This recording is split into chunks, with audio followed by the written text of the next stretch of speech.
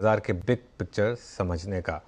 और हमारे साथ आज हैं सुंदरम म्यूचुअल फंड के एमडी और CEO Sunil Subramaniam. Sunil ji, good morning. Apologies, थोड़ा लेट आ रहे हैं आपके पास, एक मैनेजमेंट से बात कर रहे थे, लेकिन पहले इसी पे बात कर लेते हैं। आप स्टॉक स्पेसिफिक कमेंट शायद ना करें, लेकिन ये जो पॉलीकैब और बाकी इस तरीके की जो रियल एस्टेट से रिलेटेड कंपनियां हैं, इनके नंबर्स शानदार रहे हैं और ये क्लियरली एक बता रहा है कि इकॉनमी में एक मोमेंटम तो है। क्या यहाँ पर अभी भी पोर्टफोलियो में पोजीशंस बनाने की जगह होगी? हेलो। सुनाई दे रहा है? हाँ, आपको सुन रही है मेरी बात सुनील जी? हाँ हाँ जी। नहीं, आप रियल एस्टेट की बात कर रहे हैं। मैं कह रहा हूँ कि क्या है ना, देखिए, जो इंटरेस्ट रेट्स हाइक हुई है, ईएमआई बढ़ गई है, इसके कारण एक कंसर्न था कि शायद हाउसिंग का डिमांड, रियल एस्टेट का डिमांड घटेगा। बट एक्चुअली रियलिटी में ऐसा नहीं हो रहा है। आप देखें, बहुत high plus residential projects sold out हो रहे हैं घंटों में। उसके अलावा कॉर्पोरेट रियल एस्टेट में भी बहुत बड़ा अपमूव दिख रहा है। तो इससे हम मान सकते हैं कि क्या है ना, कि वर्ल्ड के मेजर्स भी जब इंडिया को शिफ्ट हो रहे हैं, बड़े बड़े blocks of no office complexes को बुक कर रहे हैं, तो रियल एस्टेट डिमांड में कोई कमी नहीं दिख रही है। और इस चीज के कारण रियल एस्टेट से संबंधित, जैसे आपने कहा एक कंपनी के नाम, उनके डिमांड में भी बेटर देन एक्सपेक्टेड रिजल्ट्स आ रहे हैं, ऑर्डर बुक्स भी बेहतर दिख रहे हैं। तो मेरे ख्याल में गवर्नमेंट का भी फोकस इस लास्ट ईयर में, इलेक्शन के पहले, एम्प्लॉयमेंट जनरेशन पे होगा। तो construction and real estate naturally among the biggest employment generators है। और अगले साल के वे भी वोट ऑन अकाउंट में ज्यादा वो अपना अनाउंसमेंट्स नहीं कर पाएंगे, मगर रियल एस्टेट सेक्टर के लिए जो भी शॉप्स है वो परसीव नहीं होते हैं कि डायरेक्टली एक वोट बाइंग की तरह। तो एक कंटिन्यूड सपोर्ट रहेगी इंफ्रास्ट्रक्चर की, और उस हिसाब से आधार हाउसिंग और ये सब।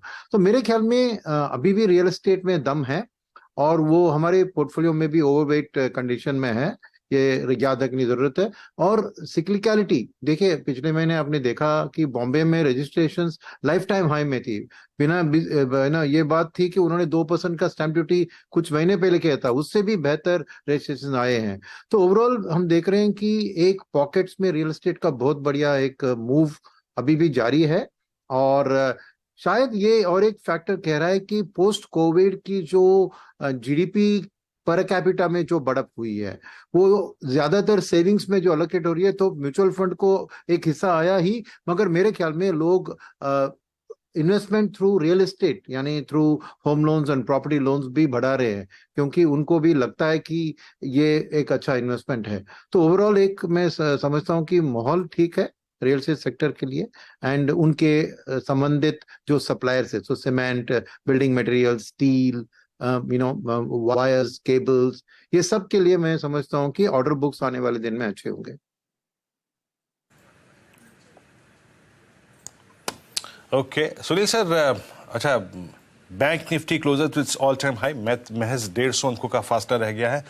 और same is the case with Nifty financial services index, अपने करियर की हाईएस्ट ट्रजेक्टरी मार्केट हिट करता है। सुनील सर, ये पॉज के बाद, इस बार के पॉज के बाद सबसे सुपर स्विंग देने वाली, स्ट्रॉन्ग स्विंग देने वाली एनबीएफसीज रही हैं। आपको क्या लगता है, मैं अगले 3 महीने 4 महीने अभी डोमिनेट करेगा एनबीएफसी? हाँ, मैं सोचता हूँ ये एनबीएफसी और कुछ गिने चुने बैंक्स भी। और इसका ये कारण है कि एक, ये सेक्टर जो है नॉट एक्सटर्नल ओरिएंटेड है।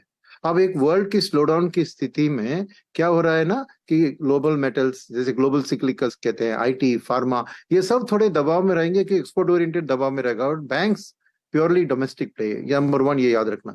सेकंड, मार्केट की जो ये रिसेंट बढ़त हुई है, आप देख रहे हैं कि करीबन 20-30 हजार करोड़ एफआईएस की वापसी हम इस महीने देख रहे हैं। अब एफआईएस आते हैं तो ज्यादातर लार्ज और लार्ज मिड कैप स्पेस में निवेश करते हैं, और उधर फाइनेंशियल सर्विसेज बैंक्स का इंडेक्स में ही करीबन 35% का वेट है।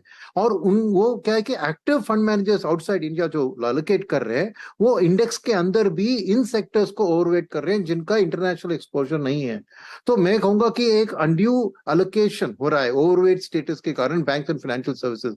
तो जो भी एक large and mid cap space में, आपको बीएफएसआई स्पेस में जो भी है, उसको ज्यादा बाइंग हो रही है, इसलिए उनकी वैल्यूएशंस और बाउंस बैक भी अच्छी तरह हो रहा है। और रिजल्ट सीजन में भी आप देखें, बैंक्स पिछले क्वार्टर में भी और इस क्वार्टर में भी नंबर्स निम्स उनके बढ़ते हुए दिख रहे हैं। और एनबीएफसीज के लिए भी फाइनेंसिंग अब आसान हो गया है, क्योंकि banks are more than willing to lend to NBFCs. So उनके लिए भी एक फाइनेंसिंग का कोई दिक्कत नहीं दिख रहा है। और ग्राउंड लेवल में वो भी अपना बिजनेस मॉडल खाली रिटेल से अब आके क्या हो रहा है कि they are shifting into housing, they are shifting into थोड़ा corporate SME lending.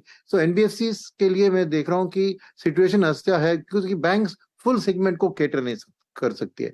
Similarly financial service की बात करो, नॉन लेंडिंग में भी wealth management, asset management, insurance में भी थोड़ा करेक्शन जो हुआ है उसके बाद बाउंस होने के लिए, क्योंकि जीडीपी पर कैपिटा की ग्रोथ की बात है, तो नेचुरली सेविंग्स का भी एलोकेशन आपको एक wide range of financial services products में दिखते हुए दिख रहा है। तो मेरे लिए overall BFSI space strong by की स्टेटस में ही है। ओके, अच्छा सुनील जी, आईटी में अब बाय करने का समय आ गया है क्या, अगर पेन रहे भी अगर अगले 3-6 महीने? तो देखिए, स्टॉक स्पेसिफिक में कहूंगा ओवरऑल बाई का सिचुएशन अभी आया नहीं है, पर मानते हैं कि कुछ गिने चुने स्टॉक्स में करेक्शंस ज्यादा हुए हैं। और क्या है कि माहौल आईटी के लिए अच्छा नहीं है, क्योंकि जो पोस्ट कोविड फेज में एक बहुत बड़ा बूम सामने दिख रहा था, उसके कारण आईटी के वैल्यूएशंस बहुत बढ़ गए थे।